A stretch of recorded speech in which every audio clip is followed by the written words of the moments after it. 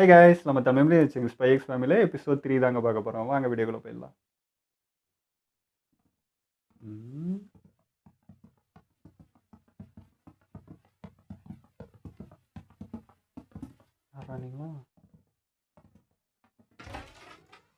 நாம எதிர்பார்த்துட்டு இருந்த டார்கெட் தம்பி வந்துருச்சு. மொத்தம் 3 பேர். பின்னாடி இருக்கிற 2 பேரும் கட்டுமஸ்தா இருக்காங்க. டோர்ஸையும் விண்டோஸையும் நெருங்க மாட்டேங்க. ஹீரோனோட தம்பியா? அவங்க நடைய வச்சு அவங்க ப்ரோசஸ் அவன் போலீஸா இருந்தால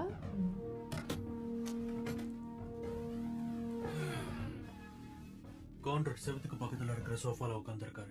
சரி என்னத்தை கொண்டு வந்து அதை கொடுத்துட்டு கிளம்பு. அதுக்கப்புறம் தான் உனக்கு பேமெண்ட் கிடைக்கும். நீங்க இதை ஏமாத்திர மாட்டீங்கன்னு நம்புறேன்.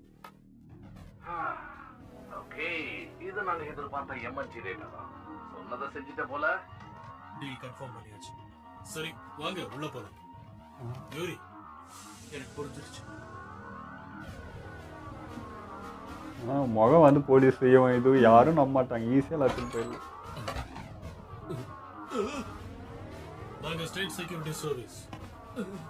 நீங்க உளவாளிகள் உங்க மேல சந்தேகப்பட்டு நாங்க கைது செய்யறோம்.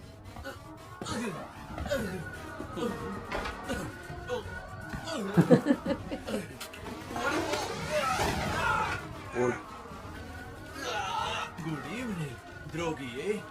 உனக்காகவே ஒரு நல்ல சிலை ஏற்பாடு பண்ணி வச்சிருக்கோம். மரியாதை எங்க கூட ஸ்டேஷனுக்கு வந்துடு. இதுதான் இவன் அரக்கன். அக்கா முன்னாடி குழந்தை.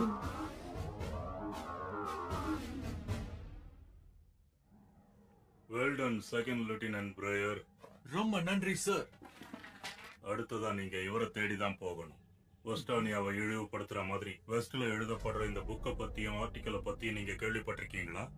இது எந்த ஆதாரமும் இல்லாத வெறும் கட்டுக்கதை. அவங்களோட அண்டர் கிரவுண்ட் பிரஸ் தான் இதெல்லாம் பண்றது. யார் கண்ணிலையும் படாத மாதிரி திருட்டுத்தனமா வெஸ்டுக்கு கொண்டு வந்து அதெல்லாம் வித்துக்கிட்டு இருக்காங்க. அதுல இந்த ஒரு எழுத்தாளர் பேரை கண்டுபிடிச்சிருக்கோம். இவரை தான் நீங்க தேடி போக போறீங்க.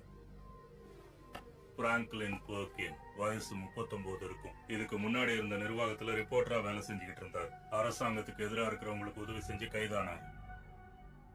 இவரை ஃபாலோ பண்ணி ஆதாரங்களை சேகரிச்சு இந்த ஆர்டிக்கலை வாங்குறவங்க யாருன்னு கண்டுபிடிக்கணும்.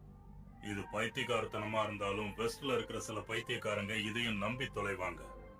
தலைமைக்கு இது தெரியறதுக்குள்ள இந்த விஷயத்தை நீங்க சமாளிக்கணும். Yes sir. யூரிக்கு நிறைய வேலை கொடுக்குற மாதிரி இருக்கு. பரவாயில்ல, நான் பாத்துக்கிறேன் சார். நம்ம நாட்டு நன்மைக்காக எதுவும் செய்ய தயாரா இருக்கேன். அதுலயும் குறிப்பா எங்க அக்கா வாழ்ற இந்த நாட்டுல இந்த மாதிரி கேடு கேட்டவங்களுக்கு நடாவாயிலும் அக்கான்னு வரதே நான். Subject J095 Franklin Perkin. Observation. 6ஆம் தேதி காலையில 7:21 எழுந்து குட் மார்னிங் ஆஸ்திரேலியா ப்ரோக்ராம பார்த்து நியூஸ் காஸ்டரை திட்டினாரு. அதுக்குள்ள இவ்வளோ அலைன்ஸ் பண்ணிட்டாங்க. போஸ்ட் ஆபீஸ்ல வேலை பார்க்கறதால 8:10க்கு வீட்டை விட்டு கிளம்புறாரு. அப்பண்டேட்டஸ்ல அவர் ட்ரெஸ்க்கான டீடைல்ஸ் எழுதியிருக்கு. இப்படிதான் தகவல் போறதா? UA ட்ரெயினோட 3வது கார்ல தான் அவர் போயிட்டு இருக்காரு. கூட டிராவல் பண்றவங்களோட டீடைல்ஸ் அப்பண்டேட்டஸ்ல தான் இருக்கு. 12:06க்கு தன்னோட கோவர்க்கர் எம்மோட ஃபியார்ட் ரெஸ்டாரண்ட்க்கு போறாரு. லஞ்ச் செட் ஏவோ ஆர்டர் பண்றாரு. அவங்க என்ன பேசியிருக்காங்கன்னு அப்பண்டேட்டஸ்ல எழுதியிருக்கேன். சரியா 5:49க்கு தன்னோட வேலை முடிச்சுதான் சென்ட்ரல் மார்க்கெட்டுக்கு போறாரு. சரியா தகவல் எப்படியா கொடுக்குற? இன்று மதியம் பிரான்சிஸ்ல 12வது ஆனுவல் இன்டர்நேஷனல் எஜுகேஷன் சிம்போசியம் நடந்தது. சரியா 6:33க்கு வீட்டுக்கு கிளம்புறாரு. அவரோட டிவியில நியூஸ் 20 பர்லண்ட் ஷோவை பார்க்குறாரு. அவருக்கு அந்த ஹீரோயினை பிடிக்கும்னு நினைக்கிறேன். ராத்திரி தூங்குற வரைக்கும் அவர் வேற எதுவுமே பண்ணல. ஏகப்பட்ட டீடைல்ஸ கொண்டு வந்திருக்கியே. தேவையானதை எழுதியிருக்கேன் சார். சரி எப்படி அவன் வீட்டுக்குள்ள பண்ணதுல உனக்கு தெரிஞ்சிச்சு? பாத்துட்டு இருக்க. கேமரா இப்ப போய் ரெஸ்ட் எடு. வேற யாராவது பாத்துக்கிட்டோம். இல்ல சார், பரவாயில்ல, நானே பண்ணிடுறேன். அப்புறம் இது அடுத்த நாளுக்கான ரிப்போர்ட். 7ஆம் தேதி 8 மணிக்கு வேலைக்கு கிளம்புறாரு. ஃபியோர்ட் ரெஸ்டாரண்ட்டுக்கு போய் லஞ்ச் செட் பி சொல்றாரு. அவன் பாத்ரூம் எத்தனை மணிக்கு போனான்னு மட்டும் சொல்ல. யோரா, நீ டயர்டா இருக்குன்னு தெரியுது. போய் ரெஸ்ட் எடு. சாரி சார், என் கவனம் குறைவால வந்தது.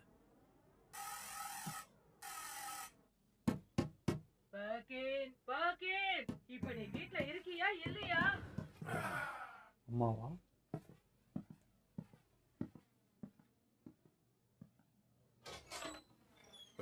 சொல்லுங்க மேடம். இப்பவாவது வாடகையை கொடு. ஒவ்வொரு மாசமும் நீ வீட்டு வாடகையை ஓனரா? லேட்டா கொடுக்கற. இன்னும் கொஞ்ச நாள் காத்திருக்க முடியுமா? போன மாசமும் இதே தானடா சொன்ன. ஓ, இங்கதான் ஸ்பீக்கர் இருக்கா? நாளைக்கு நிச்சயம் உங்க பணத்தை நான் கொடுத்துறேன். சொன்னபடி பணத்தை தரல, வீட்டை விட்டு வெளியே அனுப்பிடுவேன். பைத்தியக்காரி. சரிப்பா, நான் வெளியே போயிட்டு வரேன். சாப்பாடு செஞ்சு வச்சிருக்கேன், எடுத்து சாப்பிடுங்க. சாப்பிட்டுக்கிறேன். வீட்டுல இன்னொரு ஆள் இருக்காங்க.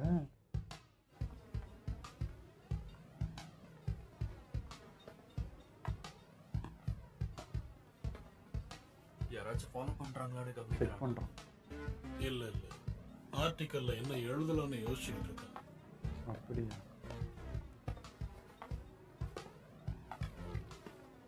இந்த பிரச்சனைக்கு ஒரு தீர்வு கிடைக்கிற மாதிரி நம்ம நாட்டு மக்கள் ஒரு மனதோட முடிவெடுக்கணும்.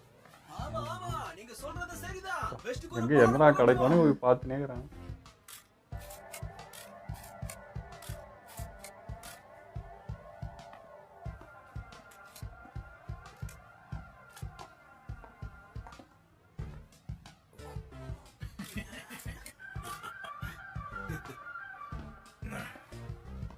சரியா ஒரு போட்டோ கூட எடுக்க முடியல.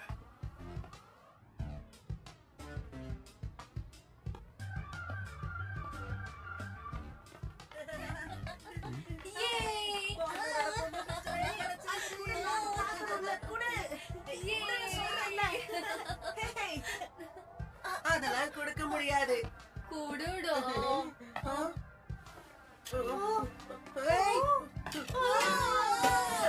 அடங்க. என்னோட பிஸ்டல். ஆட்டோ பாவி. வீடியோ நினைச்சா என்னன்னா பண்ண முடியும்ன்றது தான். கடும் ஏழ்மையால தெருவுல வாழ்ற குழந்தைங்க குப்பை தொட்டில உணவு தேடுறாங்க. இது நல்லா இருக்கு. ஏன் இப்படி இதுக்காக பண்ணீங்க? நியூஸ்லாம் வரும். இருங்க, சீக்ரெட் போலீஸ் கிட்ட போட்டு கொடுக்குறோம். யாரு கூடயும் பகிர்ந்துக்காம எல்லாமே உனக்கு சொந்தம் சொல்லிக்கிற நீ வெஸ்டோட சித்தாந்தங்களுக்கு ஒத்து போற மாதிரி நீ நடந்துக்கிற. அந்த குற்றத்துக்காக ஒன்னதான் கைது செஞ்சு தூக்குல போடுவாங்க. சின்ன பையன் கூட பார்க்காம என்ன பேசிட்டு இருக்கான்? இவரோட அண்டர் கிரவுண்ட் பப்ளிகேஷனை முதல்ல யாரு வாங்குறாங்க நாம பார்க்கணும்.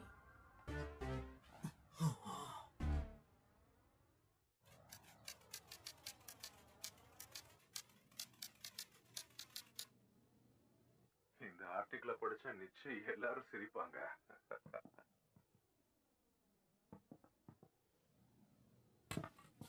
பிராங்க், அப்பா, மைனாவா? பாத்துடா, மறுபடியும் ஆபத்தான விஷயத்துல தலையை விட்டு மாட்டிக்காத. அதெல்லாம் ஒண்ணும் இல்ல. தேவையில்லாம பயப்படாதீங்க. நீதிக்காக போராடுறேன்னு எதுவும் பண்ணாம இருந்திருந்தா பிரஸ்ல உனக்கான வேலை அப்படியே இருந்திருக்கும், நீயும் நல்லா இருந்திருப்ப.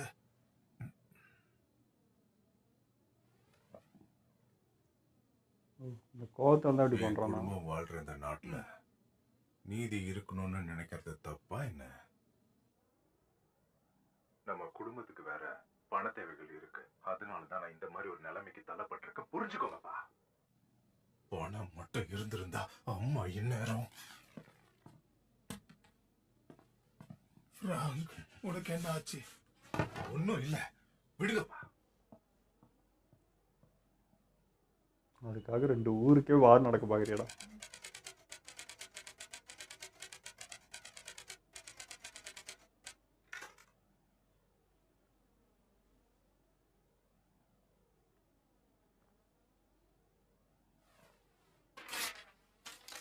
மனசால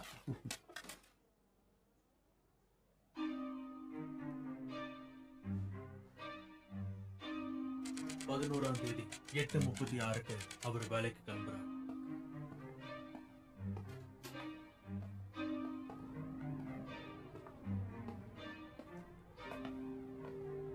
வீட்டிலேயோ இல்ல வெளியிலேயோ பயர்னு சந்தேகப்படுற மாதிரி அவர் யாரு கூடயும் தொடர்பு வச்சுக்கவே இல்லை. அப்படின்னா அவர் ஆபீஸ்ல தான் இருக்கணும். எல்லா போஸ்டையும் செக் பண்ணியாச்சு சார். யாரு வாங்குறான்றது தான் இங்க கண்டுபிடிக்கணும். இப்படிதான் எப்பவும் சுறுசுறுப்பா இருக்கணும். ஜோசப் சார், இதெல்லாம் நான் பாத்துக்கிறேன், விடுங்க. நீங்க சாப்பிட்டுட்டு வாங்க, சரியா? வா, ரொம்ப ரொம்ப தேங்க்ஸ்ப்பா. லஞ்சுக்கு என்ன வாங்கலாம்?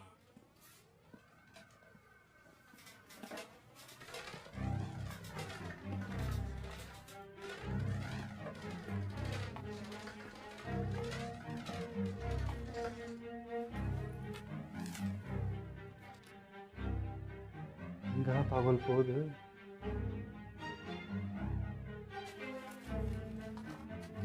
தைரியமா செக்கிங்க தாண்டி அவன் ஆர்டிக்கலை போஸ்ட் பண்ண பார்க்கறான். இப்ப மட்டும் நீ இதை போஸ்ட் பண்ண, உன்னால இதுல இருந்து தப்பிக்க முடியாது.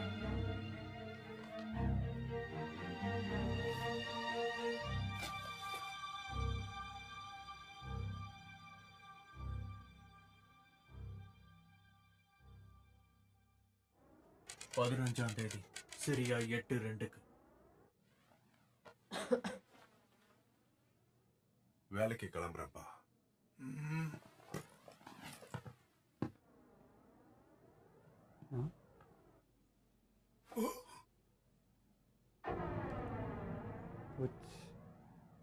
அரெஸ்ட் தான். இவங்க ஸ்ட்ரீட் செக்யூரிட்டி.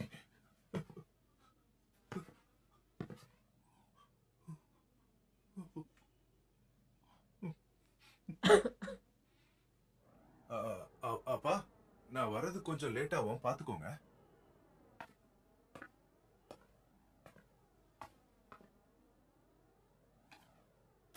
தப்பிக்கலாம் ட்ரை பிராங்க்லின் பண்ணுங்க. பர்கின்,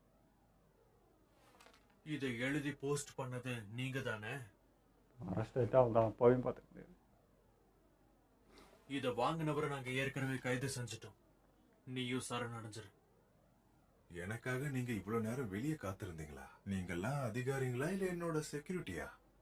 நீ எவ்வளவு கேடு கெட்டவனு உங்க குடும்பத்துக்கு தெரிய வேண்டாம்னு நினைச்சோம். எங்களை குறைச்சி எடை போடாத. ஒரு பக்கம் நாட்டுக்கு எதிராக போராடினா, இன்னொரு பக்கம் இந்த நாட்டு நாய். இதுல யார் நிலைமை மோசமா இருக்குன்னு சொல்லு. என்னைக்கும் என் குடும்பத்துக்கு எந்தவித கஷ்டத்தையும் நான் கொடுக்க மாட்டேன். அது மட்டும் உறுதி.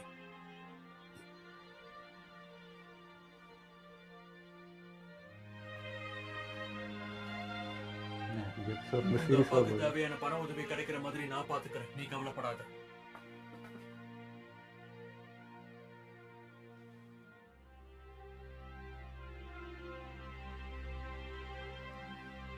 நன்றி.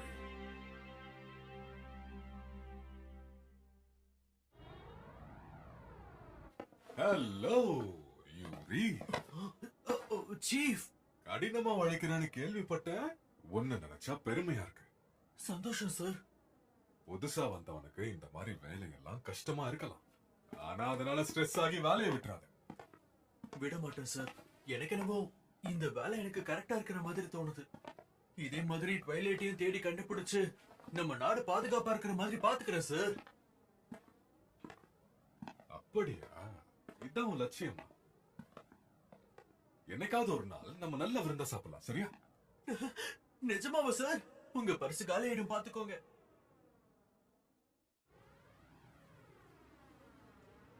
மேடமா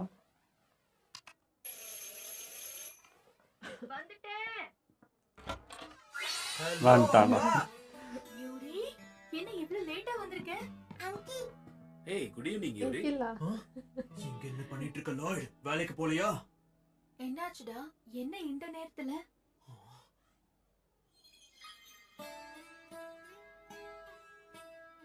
உங்களை பார்க்கணும் தோணுச்சு, அதனாலதான் வந்துட்டேன்க்கா. உனக்கு என்ன வேணும் குட்டி பொண்ணு?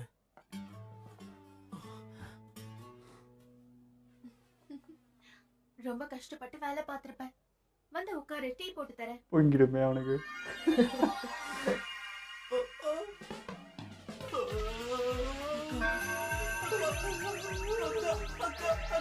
அவ்வளோ இப்போ அவனை ஆனியா சைஸுக்கு போயிடுவான்.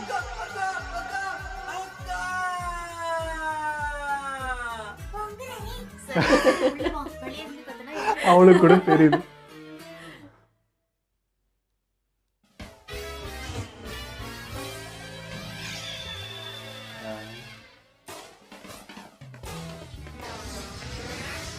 என்னுடைய சீரிஸ் பெயர் பார்த்துனுக்கிறோம். பாண்ட்மேன்.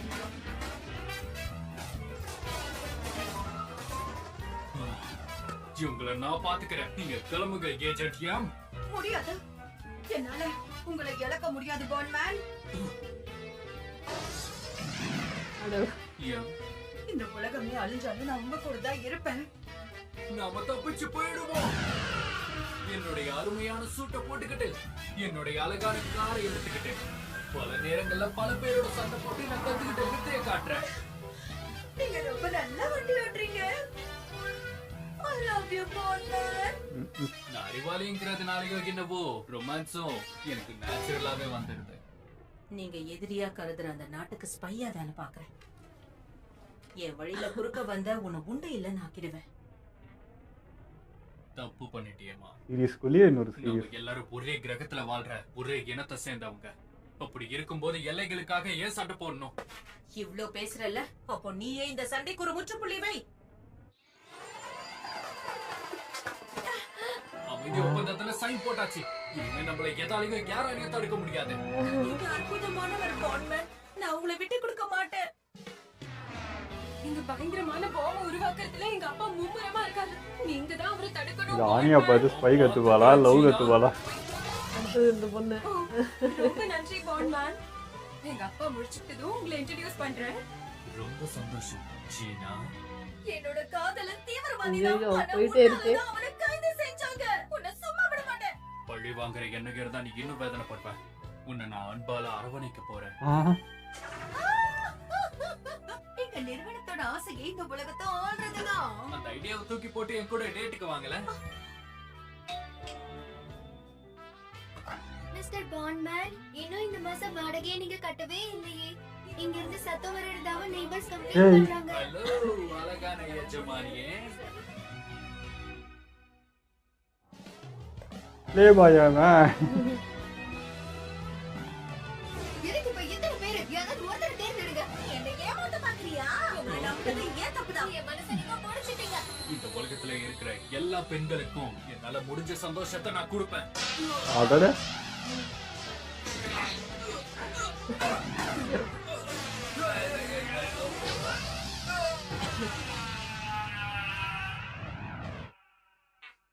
ஒரு ஸ்பையான ஆனியாமா. இப்படிப்பட்ட பல ஆபத்துகள் இருக்கு. அடுத்த எபிசோட் ஸ்பை வார்ஸ்ல பாண்ட்மேன் ரிட்டர்ன்ஸ். ஆஹா, இதுதான் ஃப்ளர்ட்டிங் போல. இதுதான் இவ்வளவு சின்சியரா சீரியஸா பாக்குறியா? கிட்ட நான் பேசணும். ஏன்னா ஆன்யா பெரியவளாயிட்டா. அப்படிலாம் பண்ணாத. இவன் அப்படி என்ன பண்ணிட்டான்னு இவன் பின்னாடி அப்படி சுத்திட்டு இருக்கா. இது வரைக்கும் ஸ்பை எக்ஸில் இவ்வளோ சீரியஸாக எபிசோட் போனதே இல்லை. ஒன்று ஜாலியாக போவோம், இல்லை ஒரு பண்ணா அப்படி தான் போயிட்டுருக்கோம். பட் வந்து இது ரொம்ப இன்னைக்கு சென்டிமெண்ட்டாக போச்சு, கொஞ்சம் சீரியஸாக போச்சு, ஒரு மாதிரி மெச்சூரான ஒரு இதுவாக போச்சு. இது நான் வேறு சீரியஸ்மே எனக்கு தோணுச்சு. ஸ்பைக்ஸ் தான் பார்க்கறனால வேற என்ன பார்த்துட்டு இருக்கேனா அப்படின்ற மாதிரி ஆயிடுச்சு. ஆனால் நல்லா தான் இருந்தது. அந்த சைடு அவனுடைய ஒர்க்கில் ஒரு சீரியஸாக காமிச்ச மாதிரி. அதாவது ஃபர்ஸ்ட் சீசனில் ஃபுல்லாக பார்த்தீங்கன்னா சொல்கிற மாதிரி ஹீரோக்கு மாதிரி தான் நிறைய ஃபோக்கஸ் வச்ச மாதிரி இருந்தது. அவனோட மிஷன், அவனோட லைஃப், அதை தான் ரொம்ப காட்டின மாதிரி இருந்துச்சு.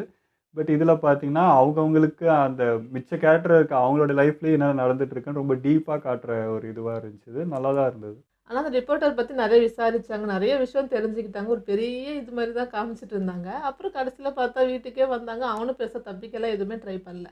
நேராக வந்து அவன் நின்றுட்டான். நம்ம தப்புன்னு போன மாதிரி ஆயிடுச்சு. அதான் அவங்க மிஷன் பார்த்தீங்கன்னா இவங்ககிட்ட எப்படி தகவல் வெளியே போகுது, யார் வாங்குறாங்க, அவங்கள பிடிக்கிறது தான். இவனை பிடிக்கிறது மேட்டர் இல்லை, இவன் தெரிஞ்சு போச்சு. இவன்ட்டு நியூஸ் வாங்குறது யாருன்றது தான் அவனோட மெயின் மிஷனாக இருந்தது. பட் வந்து இவன் அனலைஸ் பண்ணுறப்போ இவன் சைடும் கொஞ்சம் இருக்குது. அம்மாவை இழந்திருக்கான் இந்த இதுனால, ப்ளஸ் அப்பா இப்படி இருக்கானும் போது ஹீரோக்கு லைட்டாக நம்ம தம்பி கொஞ்சம் அப்படி இதுவாயிடுச்சு. ஓகே அப்படின்ட்டு அதனால தான் வந்து லெட்டர் போஸ்ட் பண்ணிடாத, லைஃப் மட்டும் பாருண்டா, இதுக்குள்ளே இன்வால்வ் ஆகி ஏன் உன் லைஃப்பை கெடுத்துக்கிறேன்றது அதுதான். பட் ஆனால் அது போட்டுட்டான். இவனுடைய கடமை அரெஸ்ட் பண்ணி தான் ஆகணும். வந்தால் தான் அரெஸ்ட் பண்ணிவிட்டு. ஆனால் கடைசி ஒரு வார்த்தை சொன்னான், உங்கள் அப்பா நான் பார்த்துக்கிறேன், அவருக்கு பணம் நான் மாதம் மாதம் அமைச்சிக்கிறேன்ட்டு ஒரு இது சொன்னான். அவனை நிம்மதியாக இது பண்ணிக்கிட்டான். அதுமாதிரி நான் சொல்லிட்டே இருந்தேன், இந்த பக்கம் தான் இவன் வந்து இப்படி இருப்பான் அரக்கனா, அந்த பக்கம் போனால் குழந்தையா அதே தான். அக்கா வந்தோன்னே அப்படியே திரும்ப அதே தான் அக்கா அக்கா அக்கான்னு அதே பைத்தியம் அப்படியே தான் இருக்குது. நான் கூட கொஞ்சம் மாறி இருப்பான், மெச்சூர் ஆகிப்பான்னு பார்த்தா அப்படியே தான் இருக்கிறான். ஆனியாவுக்கு மேலே குழந்தையா இவன் தாங்கிறான். அந்த ஆனியா வயசில் அழகாக இருந்து கேட்கறதுக்கும் பொங்குது.